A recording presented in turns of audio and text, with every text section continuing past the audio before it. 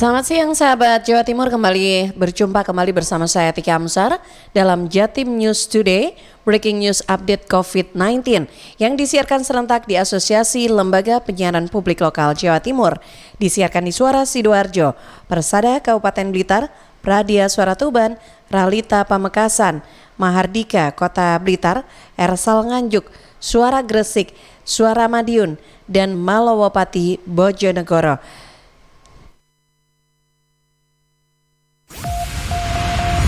Rangkuman kabar update penanganan COVID-19 untuk regional Jawa Timur segera sahabat simak dalam Update COVID-19. Sahabat Jawa Timur, untuk Breaking News Update COVID-19 di program Jatim News Today edisi hari ini Sabtu 25 Juli 2020. Kita awali dari laporan Karina Putri dari Suara Sidoarjo. Polresta Sidoarjo luncurkan Delta Trisula, aplikasi data real time COVID-19. Karina, silakan. Baik, terima kasih Dika. Data perkembangan COVID-19 hingga tingkat RT dan RW di Kabupaten Sidoarjo kini dapat diketahui melalui sebuah aplikasi bernama Delta Trisula yang dapat diunduh melalui Play Store. Masyarakat juga bisa melakukan antisipasi pergerakan COVID-19 dari aplikasi ini. Aplikasi digital ini diciptakan untuk mempercepat penanganan penyebaran COVID-19 di Kabupaten Sidoarjo. Data yang masuk ke aplikasi ini diambil dari data Dinas Kesehatan Kabupaten Sidoarjo yang kemudian dipecah lagi lebih detail hingga ke wilayah RT dan RW. Semua data pasien COVID-19 tercatat dalam aplikasi ini dan operator bisa berkomunikasi dengan pasien melalui smartphone berbasis Android sehingga data yang masuk di aplikasi ini adalah data real time. Lewat aplikasi ini juga bisa melihat pergerakan para pasien COVID-19.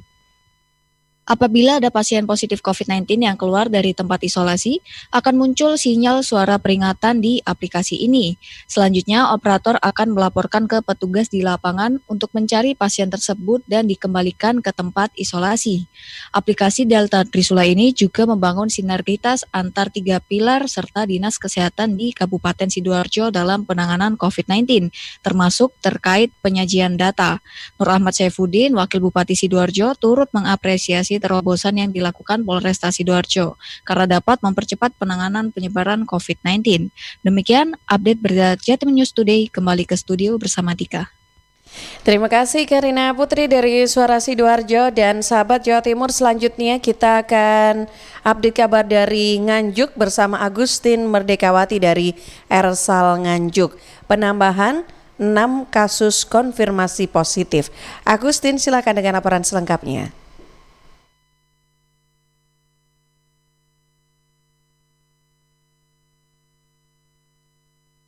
Ya.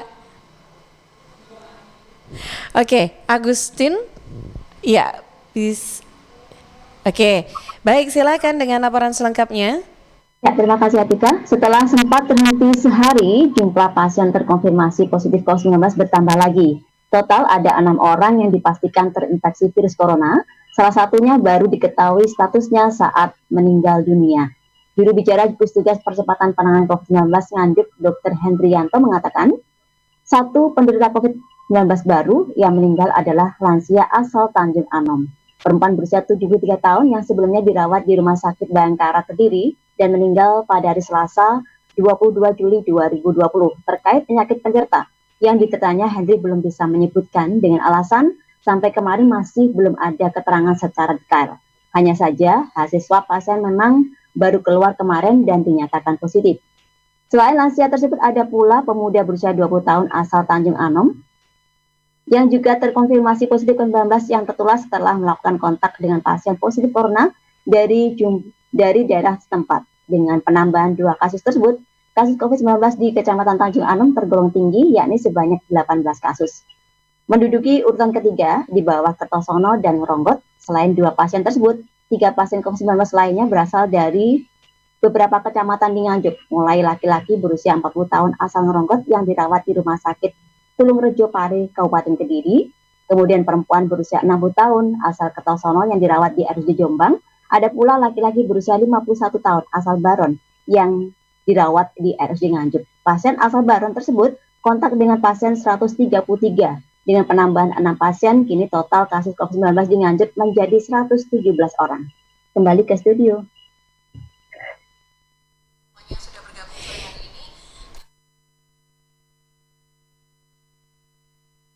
Ya, terima kasih Agustin Merdekawati dari Ersal Nganjuk ya. Dan selanjutnya sahabat, kita juga akan update kabar dari Kabupaten Blitar bersama Risma Erina dari Persada FM. Satuan Tugas Percepatan Penanganan COVID-19 Kabupaten Blitar mengungkap ada tambahan pasien yang dinyatakan positif COVID-19 sebanyak 39 orang. Risma, silakan. Ya baik, Satuan Tugas Percepatan Penanganan COVID-19 Kabupaten Blitar mengungkap terdapat tambahan pasien yang dinyatakan positif COVID sebanyak 39 orang yang didominasi dari klaster RSUD Ngudi Waluyo. Juru bicara Satuan Tugas Percepatan Penanganan COVID Kabupaten Blitar, Krisna Yakti, mengatakan pasien tersebut berasal dari berbagai daerah di Kabupaten Blitar seperti Kecamatan Binangun, Doko, Gandusari, Garung, Kanigoro, dan sejumlah kecamatan lainnya dengan 31 orang terkonfirmasi. Sedangkan 8 orang lainnya dari klaster lain, mereka berasal dari Kecamatan Binangun, Doko, Garum, dan Sanan Kulon. Ia mengakui tambahan itu memang paling banyak dari rumah sakit. Pihaknya juga langsung melakukan tracing atau penelusuran dari temuan kasus itu, dan ia berharap dengan adanya tracing yang telah dilakukan, ini bisa lebih mudah untuk memutus mata rantai penyebaran COVID-19. Dan Krisna juga sudah berkoordinasi dengan pihak rumah sakit, mereka juga akan melakukan rapid test. Klaster rumah sakit atau GOES itu awalnya terdapat tenaga medis yang bertugas di RSUD Ngudi Waluyo Welingi Kabupaten Blitar. Dari hasil pelacakan, mereka tertular COVID dari komunitas sepeda yang diikuti petugas medis di rumah sakit. Demikian, saya Risma Erina dari LPPL Radio Persada FM Kabupaten Blitar melaporkan untuk Jatim News Today. Terima kasih Risma Erina dari Kabupaten Blitar. Dan sahabat, selanjutnya kita ke Madiun bersama Kiki Desilia dari Suara Madiun. Satu pasien sembuh dari COVID-19 di Madiun. Kiki, silahkan. Sahabat Jatim News Today, satu pasien COVID-19 di Kota Madiun sembuh. Pasien sembuh ini berasal dari Kelurahan Klun, Kecamatan Kartoharjo, Kota Madiun. Sebelumnya, satu keluarga pasien tersebut terkonfirmasi positif COVID-19. Pasien nomor 11 berusia 55 tahun berjenis kelamin laki-laki ini dinyatakan sembuh setelah dirawat selama 26 hari sejak terkonfirmasi 28 Juli lalu. Pasien tersebut merupakan pasien yang bekerja di Surabaya dan sang istri pasien nomor 10 juga telah dinyatakan sembuh pada 17 Juli lalu. Selain istri, anak pasien perempuan 20 tahun juga menyusul positif COVID dan dinyatakan sembuh 21 Juli lalu. Dengan demikian, pasien keluarga ini sembuh seluruhnya dan tetap melakukan isolasi mandiri. Berita kesembuhan pasien nomor 10 ini diharapkan menjadi motivasi dan semangat untuk pasien lain yang masih dalam perawatan dan berjuang menanti kesembuhan. Ditambahkan, pemerintah Kota Madiun memang mulai melonggarkan aktivitas masyarakat. Namun, bukan berarti lengah dalam menjalankan aturan protokol COVID-19.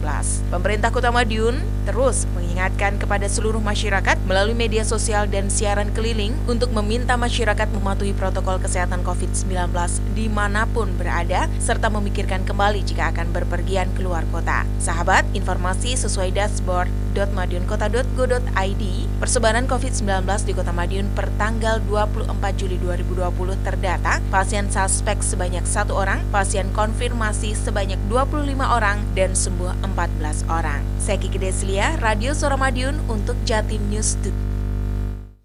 Ya, terima kasih Kiki Desilia dari Suara Madiun. Selanjutnya kita ke Kota Blitar bersama Afik Rahardian dari Mahardika FM. Pasien konfirmasi COVID-19 di Kota Blitar kembali bertambah 2 orang. Afik, silakan. Hal ini dikonfirmasi oleh Didik Jumianto, Ketua Harian Gugus Tugas Percepatan Penanganan COVID-19 Kota Blitar, Jumat 24 Juli 2020. 2 pasien konfirmasi baru ini terdiri dari seorang perempuan berusia 29 tahun asal Kelurahan Tanjung Sari. Pada tanggal 23 Juli, hasil RT-PCR dinyatakan positif. Kemudian pada tanggal 24 Juli 2020, dilakukan pengiriman spesimen ke Surabaya, yang saat ini yang bersangkutan tidak ada keluhan serta melakukan isolasi mandiri di rumah. Kasus konfirmasi berikutnya, seorang perempuan berusia 34 tahun dari Kelurahan Bendogerit. Pada tanggal 23 Juli, hasil RT-PCR dinyatakan positif. Kemudian tanggal 24 Juli 2020, dilakukan pengiriman spesimen ke Surabaya. Saat ini yang bersangkutan tidak ada keluhan dan melakukan isolasi mandiri di rumah. Selain itu, Didik menghimbau agar masyarakat tetap menerapkan protokol kesehatan pencegahan penyebaran virus corona. Hal ini bertujuan untuk menekan penyebaran virus corona di Kota Blitar. Konfirmasi 2 orang. Pertama adalah seorang perempuan usia 29 tahun beralamat di Kelurahan Tanjung Sari. Perempuan usia 24 tahun dari Kelurahan Bendogerit. Juga sama, di kantor ada pemeriksaan rapid mata dengan reaktif, terus dilanjutkan dengan pengacaranya tanggal 24 Juli kemarin, hasilnya dinyatakan positif. Dengan bertambahnya kasus konfirmasi baru ini sobat, saat ini jumlah kumulatif pasien positif COVID-19 di Kota Blitar sebanyak 35 orang dengan rincian 17 orang sembuh, 16 orang masih dalam perawatan, dan 2 orang meninggal dunia. Sedangkan jumlah kumulatif ODP sebanyak 223 orang, sementara PDP sebanyak 14 orang dengan rincian 8 orang sembuh, 3 orang dalam proses pengawasan, dan 3 orang meninggal dunia. Afik Rahardian, Mahardika FM. Ya, terima kasih Afik dari Kota Blitar, dari Mahardika FM ya, Kota Blitar. Dan masih dilaporkan dari Mahardika FM, kali ini kita ke Kirana Nisa.